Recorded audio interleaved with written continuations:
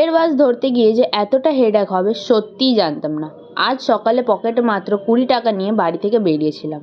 প্রথমে একটা ফ্রি বাস পেয়ে গেলেও মেট্রোর সামনে যখন নামলাম ভাবলাম যে নেক্সট বাসটা তারপরেই চলে আসবে, কিন্তু কি যে ভুল করলাম। প্রায় 40 থেকে 45 মিনিট কড়া রোদে দাঁড়িয়ে কেটে গেল, তাও বাসের দেখা নেই। ম্যাপে অথচ দেখাচ্ছে যে 9টা 23-এ বাস আসবে, কিন্তু এদিকে 9টা 15 থেকে 9টা 45 হয়ে গেল, বাসের কোনো পাত্তাই নেই। শেষে রেগে মেগে যখন মেট্রো ধরতে যাব দেখি ফাইনালি একটা বাস এসছে, কিন্তু সেই বাসে পা রাখারও জায়গা ছিল না, এতই ভিড় ছিল। কোনো রকমভাবে রাসবিহারিতে যখন নামলাম তখনই ঘড়িতে বেজে গেল 10টা 2, কিন্তু আমার পৌঁছানোর ছিল 10টার সময়। নেক্সট বাসের জন্য ওয়েট করতে লাগলাম।